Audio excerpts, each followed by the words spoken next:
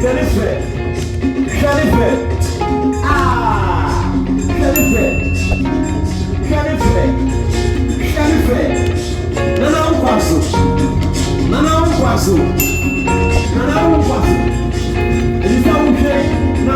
bura so abusua die.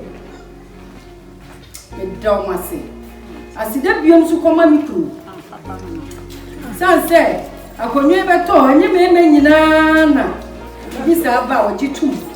Na nso mi ku gira wo se bema. Sapre. Agitum. Se me yire kwa. Ampa me koye.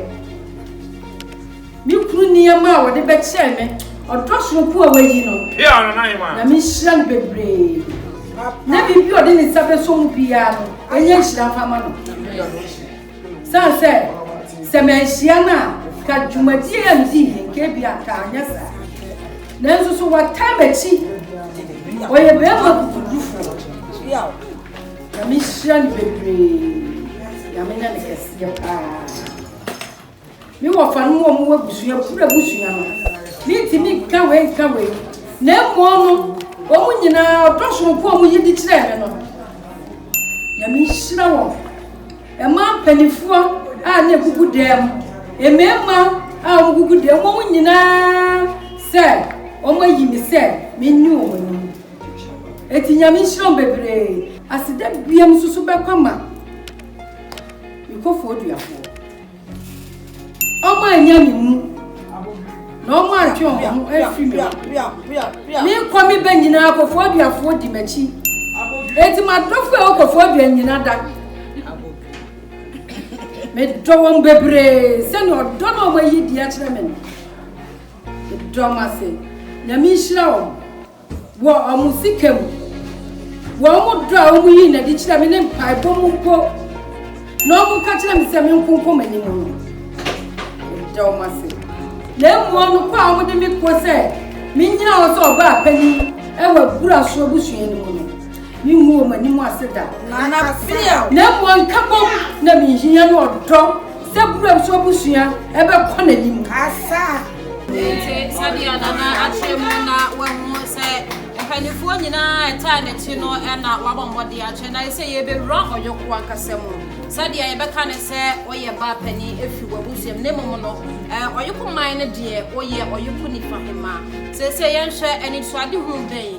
na e wo hodema Oyoko man se oye nana Nifa Hemaa edema wo mo yidien na mabu no ne manfo e wo ho no wo mo nhwe ni mu se wo so wa henie no ebetimi ede an kai dom de amakuru ni a meka ne se Oyoko e kwa na mfi na kwa so ne tete me eti no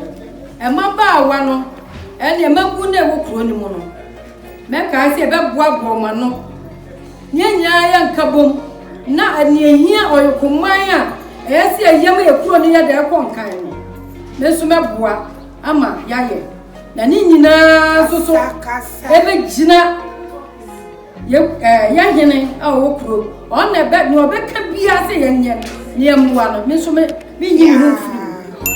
be ka energy mo kasa yenwie no na yenhwe mabuno no so ani e be sanso bia sanso kuro bia be koso a na da chi ni dina mabuno no so afutuo bi wo sansa na Hemaa wa ye pani se wo be kwa adwabo ase ene niama ebo abra na wo ba betena akonya na eden na ukosa adwabo no nyina ase hu ye suban bi ya eda na di wo ho se wa ye na Hemaa wa futuo a wo de be ma labu no efa ye ne ye bia eya na eda fem anase enko yiye saa ema pro enko so no wa futuo ne se mebu ne wo pro mbo omu nyina benyo do na se obi woni ye bia nsem fata obeyi ne ho afiri na daachi bi no obi nim ne ya nipa no obedai e be ba akoto no sansa mi ya meti ye na mi nim se nne me ba bedi fa Hemaa nanso enne ma bedi se ye na se mi daachi be bia dia ense ne mfata akeba e ne kebe pale me eti sana me pese emepu ewo krom wo o bede suba padi na se daachi bi akwanya bi ba ya de omo afaso ti wo wie no na sadia wa bo asore so no na wo se ye na uba ya ya do e kokoti na akonya se de wa fa amane nya amandra budu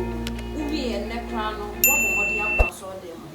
ye ba se ye sese ji ye we flo ahensam ene na meso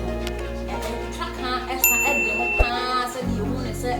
ahensam no ya na wo se ni ni ande no ene kristo so no ubi sa wo etisa Bible kura no na hinye wo eti no eba me ye Pentecost ni eba ye no ebo be sofo amane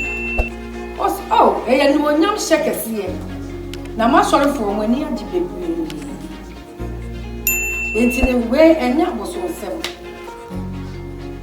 se atamani enyimu na eya se ya boso nsem bet enya boso nsem eti ni anana de ba kwa kowie no ya ti de free wo se eba ne sa hensem ene nyabesomo a awonsem bia eni ntini nyina no ya de ba ko sanse ne esi wa ha yi wiase mu sa pepepe na ewo drop ko no emu kaisa Oyoko ba TV